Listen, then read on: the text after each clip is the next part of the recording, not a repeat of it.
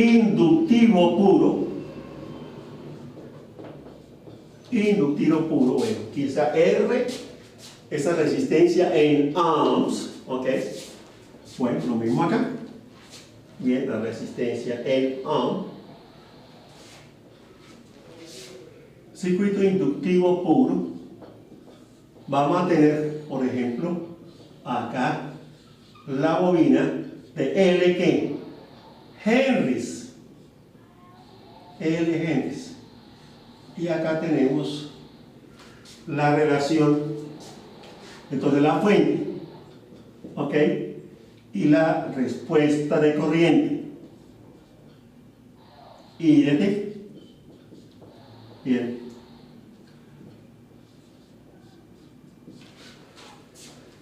Ya vimos que la relación tensión-corriente en esta bobina pura, ¿ok?, va a estar dada por la tensión directamente proporcional a la derivada de la corriente de I de T, donde el factor de proporcionalidad es el valor de la inductancia L. ¿Ok? Bueno, ahora esa expresión vamos a pasarla al dominio de la frecuencia compleja S. Bueno, pero aquí falta algo, y es la salida sobre la entrada, ¿ok? Y entonces decimos que la I sobre la B, la respuesta de salida, ¿ok?, ¿a qué va a ser igual?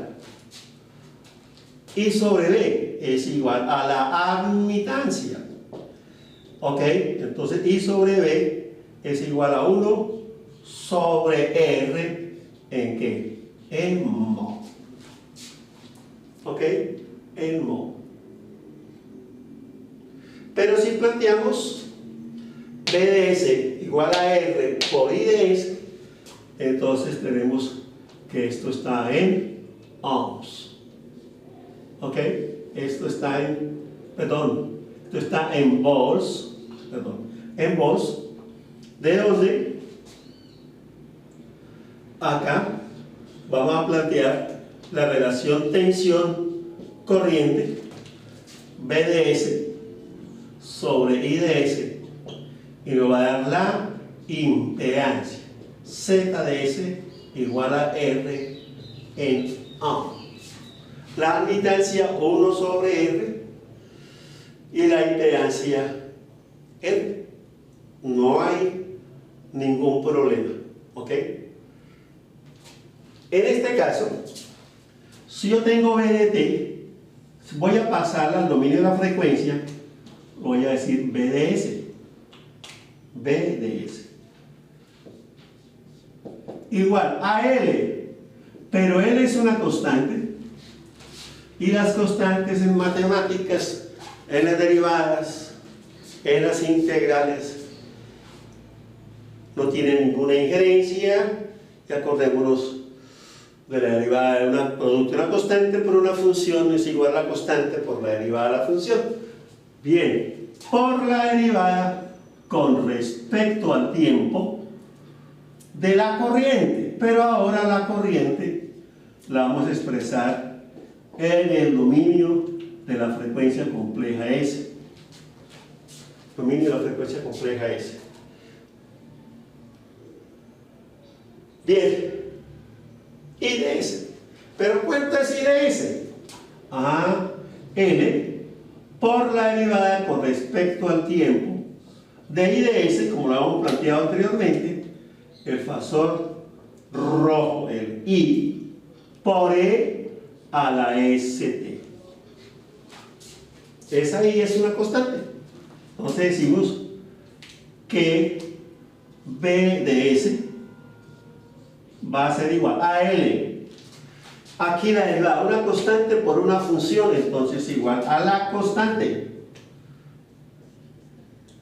por la derivada de la función, la derivada de E a la U, es E a la U, E a la ST por U'. ¿Ok? Entonces la derivada es S por T. Pero como es que con respecto al tiempo, entonces la S es una constante. S por la derivada de T con respecto a T, que es la unidad, y decimos que eso nos va a dar S. Por consiguiente, vamos a tener la expresión S por L por I E a la ST. Ok, entonces vamos a decir que B de S es igual a S por L y por E a la ST nos va a dar la expresión de la corriente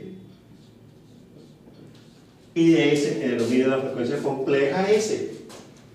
Ok, bueno, de donde decimos que el fasor de tensión, ok, sobre el fasor de la respuesta de corriente, B sobre I, ¿qué nos va a dar? S por L, B sobre I. Pero eso es lo que llamamos la ¿qué? La impedancia. ¿Ok? Entonces Z de S, B de S sobre I por S, y la Z es una impedancia y eso está dado en ohms. Eso está dado en ohms. De otra forma, la admitancia Y de S va a ser el fasor de corriente sobre el fasor de tensión. ¿Y a qué es igual? A 1 sobre S por L. Y eso es la admitancia en mho. La admitancia en mho. ¿Ok? Bueno. Bien, miremos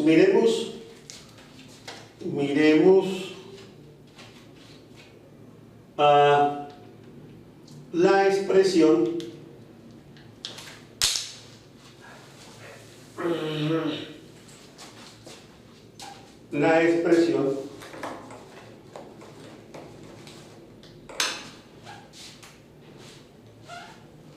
esta expresión en el dominio del tiempo. Vamos a expresarla aquí. Bueno, B de T igual a L por la derivada de la corriente. Bueno, en el dominio del tiempo. Esta expresión, volvámosla a escribir. ¿Ok? Entonces decimos B de S igual a L. Ahí está la L. Colocamos el corchete azul. ¿Qué dice? S por I de S. S por I de S. Cerramos.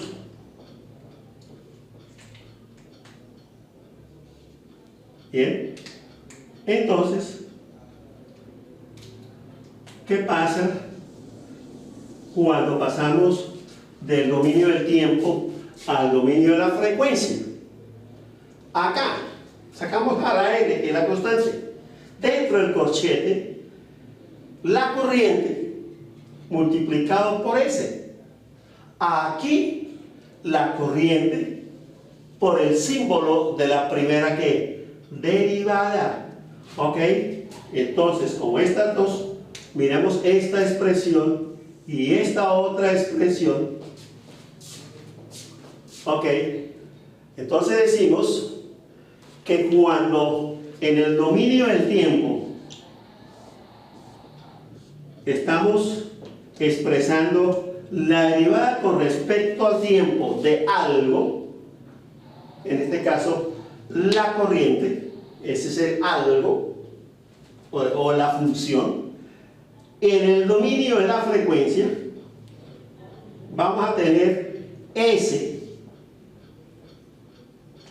por el algo, que en este caso es la corriente. ¿Ok? Bien.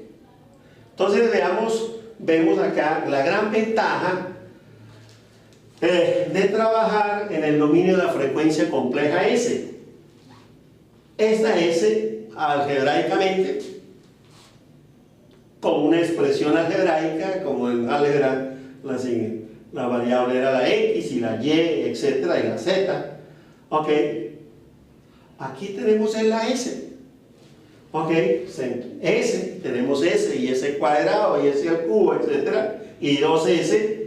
Bien, entonces en el dominio de la frecuencia la S significa la primera derivada en el dominio del tiempo, lo cual quiere decir que si trabajamos en el dominio de la frecuencia nos ahorramos la primera derivada de la función. Sí, cuando trabajamos en el dominio del tiempo. Bueno, aunque derivar no es tan problemático, ok, pero hay que tener en cuenta las reglas de la derivada para no cometer errores. Ok. Bueno, ¿qué falta acá? Falta el circuito del dominio del tiempo al circuito en el dominio de la frecuencia. Ok, entonces el circuito en el dominio de la frecuencia vamos a tener esta forma, y esto acá es muy importante. Ok, más o menos la tensión BDS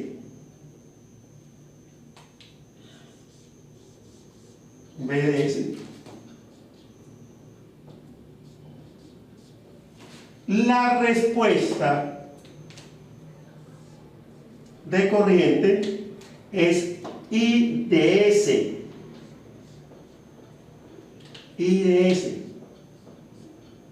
¿Pero qué nos dio?